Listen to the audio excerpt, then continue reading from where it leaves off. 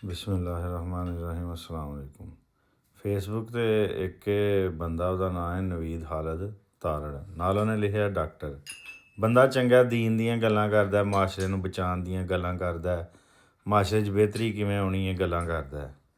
ਉਹਨੇ ਇੱਕ ਪੋਸਟ ਕੀਤੀ ਸੀ, ਇੱਕ ਫੋਟੋ ਸੀ, ਉਹਦੇ ਵਿੱਚ ਇੱਕ ਬੰਦਾ ਮੋਢਿਆਂ ਪਾਣੀ ਦੇ ਵਿੱਚ ਜਿਹੜਾ ਨਾ 3 ਜਨਾਨੀਆਂ ਨੂੰ ਇੱਕ ਪਲਾਸਟਿਕ ਦੀ ਕਸ਼ਤੀ 'ਤੇ ਲੈ ਕੇ ਖਿੱਚ ਰਿਹਾ। ਅਤੇ ਡਾਕਟਰ ਸਾਹਿਬ ਨੇ ਲਿਖਿਆ ਸੀ ਕਿ ਕੋਈ ਤਸੱਵਰ ਕਰ ਸਕਦਾ ਹੈ ਕਿ ਕੋਈ ਔਰਤ ਜਿਹੜੀ ਹੈ ਉਹ ਇੰਝ ਲੈ ਕੇ ਖਿੱਚੇ। ਇਹ ਮਰਦਾਂ ਦੇ ਕੰਮ ਨੇ, ਅਤੇ ਜਿਹੜੇ ਮਰਦਾਂ ਦੇ ਕੰਮ ਨੇ ਉਹ ਮਰਦਾਂ ਨੂੰ ਕਰਨੇ ਚਾਹੀਦੇ ਨੇ। ਅਤੇ ਡਾਕਟਰ ਸਾਹਿਬ ਲਿਖਿਆ ਸੀ ਕਿ ਮੈਨੂੰ ਜਿਹੜਾ ਨਾ लगता है कि औरत की बराबरी का बुनियादी मुतालबा ही गलत है। जो लोग औरत की बराबरी का मुतालबा करते हैं वो औरत को उसके असल हकूक़ से भी महरूम करते हैं। मैं थले कमेंट किया, मैं क्या गल सुनो, जिन्नी देर तक अंग्रेज़ी निज़ाम तलीम मसलत है ना पाकिस्तान ते पाकिस्तान च वो ज़हनी गुलाम पैदा होंदे रहने ने जिहड़े सानू मगरब की तर्ज ते चलाने की कोशिश करते रहेंगे। अगू डॉक्टर साहब ने जवाब दिता कि भाई आपको चिढ़ नहीं होती कि आप हर जगह आके अंग्रेज़ी की बात ही करते हैं। मैं क्या डॉक्टर साहब पहली तो गल है मुझे चिढ़ नहीं होती, क्योंकि मैनू पता है कि तुसी भी अंग्रेज़ी के खिलाफ ही गल कर रहे हो, लेकिन तुहानू नहीं पता, तुसी डायरैक्ट नहीं कर रहे। तुसी कह रहे हो मुझे लगता है, आपको लगता है, आपके लगने को कोई अहमियत कौन देता है? स्कूलों में जो पढ़ाया जाता है वो आपके दीन के खिलाफ पढ़ाया जाता है। आपके लगने की कोई अहमियत नहीं है, आपको जो मर्ज़ी लगे। वो बच्चे तैयार हो रहे हैं जिनको लग रहा है कि जनानियों को बाहर लेके आना चाहिए, जनानियों को बंदियों वाले काम कराने चाहिए, यूरोप के तरीके पे चलाना चाहिए।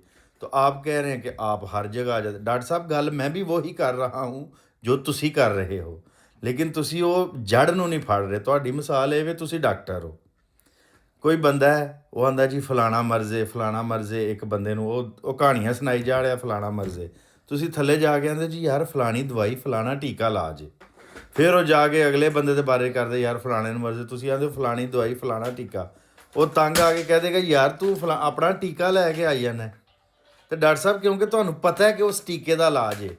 तुसी वो बंदे हो, तारड़ हो तुसी, पहली तो गल जट्टां दे पुत्तर हो, तुहाडी ज़ुबान मर रही है। तुसी कदी एक दिन भी पंजाबी दे हक च पोस्ट की है? तारड़ ते तुसां बड़ा लिखिआ, तुहानू पता तुसी तारड़ हो, तुहानू अपनी शनाख्त का पता है, जट्टां दे पुत्तर। ये नहीं पता कि तुसी पंजाबियां दे पुत्तर हो। तो अपनी माँ बोली के हक च मैं बोलिया तो तुसी आंदे हो आपको चिढ़ नहीं होती। भाई मुझे चिढ़ नहीं होती, मुझे उस मर्ज़ का पता है जिसके खिलाफ तुसी भी बोल रहे हो। आज डॉक्टर साहब ने पोस्ट की सी कि ये जो बिल बिजली के आ रहे हैं इनको नहीं पता कि इन्होंने हिसाब नहीं देना। नहीं, इन्होंने नहीं पता, इन्होंने नहीं हिसाब देना, इन्होंने पता जा हलवा में लुटी जाओ।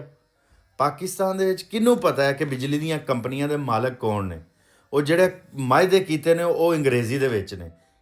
जदों मसला ही एक है, पाकिस्तान की कौम नूं नेरे च रखा गया है, तो तुसी आके पोस्टां करी जाओ, दिन रात रोई जाओ, ये भी हो रहा है वो भी हो रहा है, नाउमीदी भी फैलाई जाओ। तो जिन्नी देर डॉक्टर साहब मसले नहीं ना फड़ोगे, तो तारड़ साहब नूं मेरी आ पोस्ट है उन्होंने तक पहुँचा देवो।